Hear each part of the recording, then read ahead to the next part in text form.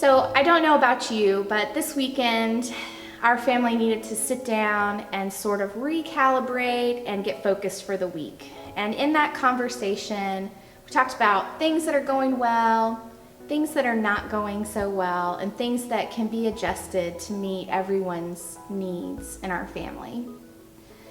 So I came to that conversation sort of like I come to the Bible sometimes, wanting definitive answers and a 1 through 10 checklist for the week that's going to help everything work well. And often what I come away from those types of conversations and come away from the Bible with is actually a deeper capacity for imagination. So rather than answers and a checklist, I think the Bible often invites us into imagination. I think one of the most important stories for us right now in this time of COVID-19, especially as we're really feeling this deep sense of not always knowing the best way to move forward. There's a lot of conflicting information. There's just a lot of information, period. I think imagination is a beautiful way for us to connect with God and to find our place in God's story right now.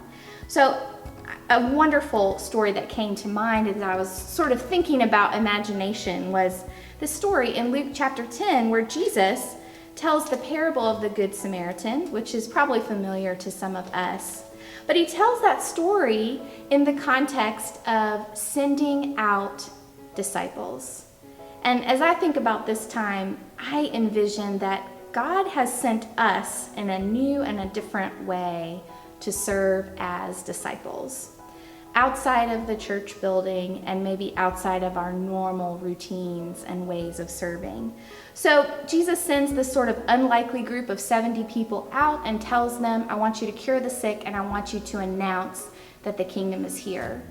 This unlikely bunch is successful and they come back to Jesus, and Jesus rejoices with these disciples about the work that they have done. And he says, "Blessed are the eyes that see what you see.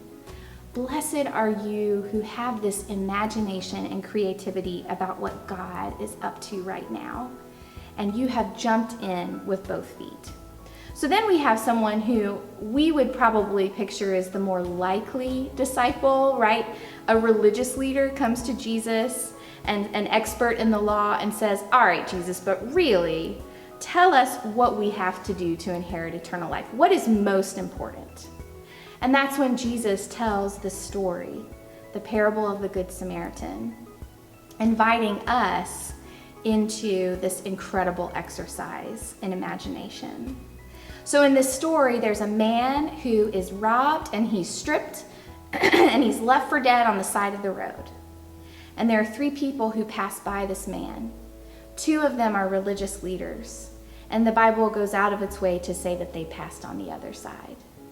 And one of them is a Samaritan, an enemy.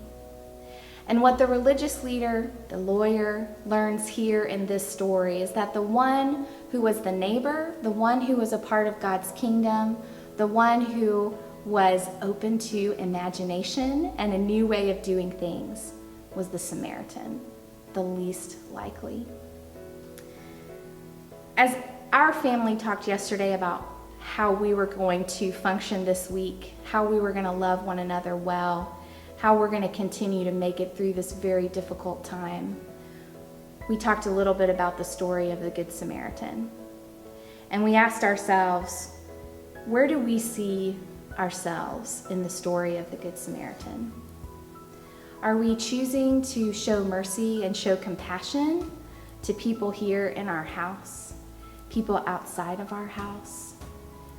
Are we feeling more stingy, maybe passing by on the other side?